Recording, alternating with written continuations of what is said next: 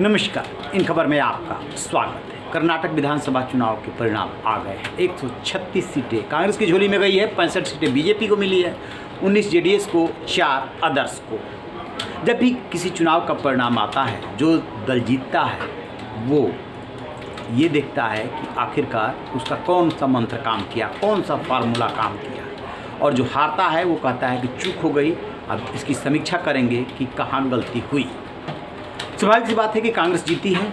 कांग्रेस खेमे में जश्न का माहौल है, पूरे विपक्षी खेमे में जश्न का माहौल है, क्योंकि राजनीति में इन चुनाव परिणामों का बहुत महत्व होता है। इससे दूर तलक संदेश जाता है, सो संदेश जा रहा है। कांग्रेस ने वार करना शुरू कर दिया है कि ये चुनाव सीधे सीधे प्रधानमंत्री मोदी की हार है, क्योंकि वही चुनाव उधर से बीजेपी की तरफ से प्रचार कर रहे थे, वही नायक थे, लिहाजा पीएम मोदी हारे हैं। यानी कि मोदी की इमेज को डेंट करने की प्लानिंग शुरू हो गई है।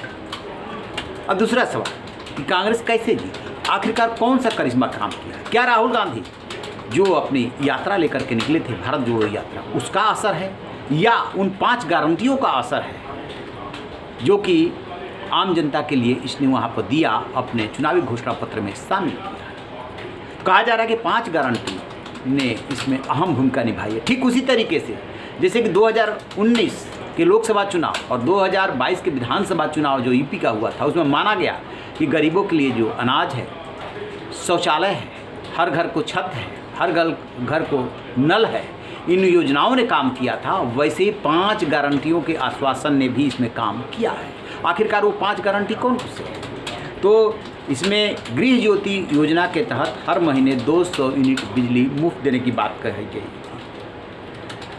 इस योजना के तहत गृह लक्ष्मी जो योजना है, दूसरी योजना है, परिवार के प्रत्येक महिला प्रमुख को 2000 रुपये देने की बात कही गई। अन्न भाग्य योजना बीपीएल कार्ड धारकों के हर सदस्य को हर महीने 10 किलोग्राम चावल देने की बात कही। युवा निधि योजना के तहत बेरोजगार ग्रेजुएट को 3000 रुपये महीना और डिप्लोमा धारक को 1500 रुपये महीना देने की बात है। शक्ति योजना के तहत सभी महिलाओं को राज्य भर में KSRTC BMTC बसों में निःशुल्क यात्रा की सुविधा देने का वायदा किया गया। इस तरीके से महिलाओं को, युवाओं को, गरीबों को साधने की कोशिश की गई और अब दावा किया जा रहा है कि ये मंत्र काम कर गया। तो ये है कांग्रेस की 5 गारंटी, जिसके बारे में अब कहा जा रहा है कि पहली कैबिनेट की बैठक में इस पर मुहर लग जाएगी।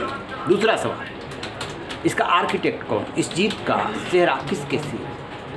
2 बात होती हैं राजनीति में, जो नायक होता है, जो अगुआ होता है, उसी को क्रेडिट दिया जाता है। क्या राहुल गांधी या जो सिद्धरामैया हैं पूर्व मुख्यमंत्री, और DK शिव कुमार जो कांग्रेस के वहाँ के प्रदेश अध्यक्ष हैं, और मल्लिकार्जुन खड़गे जो कि राष्ट्रीय अध्यक्ष भी हैं और वहीं के रहने वाले भी हैं, इस त्रिमूर्ति को जाता है या राहुल गांधी को जाता है या कलेक्टिव? इसमें सवाल ये उठ रहे हैं। सो DK शिव कुमार जो कि वहाँ के कांग्रेस के प्रदेश अध्यक्ष है कर्नाटक, उनसे ये भी पूछा गया, सुनिए उन्होंने क्या जवाब दिया। I credit my party cadres and all my leaders. They have worked hard. People have exposed faith in us. The leaders have supported us. It is a collective leadership, and we have jointly worked. I have said in the beginning, joining together is the beginning.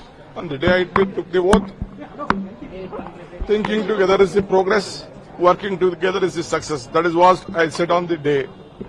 I assured Srimati Sonia Gandhi, Rahul Gandhi and Priyanka Gandhi that, and Mr. Mallikarjun Kharge, that I will deliver Karnataka to their fold. I can't forget Srimati Sonia Gandhi coming to meet me in jail when all these BJP people put me under jail.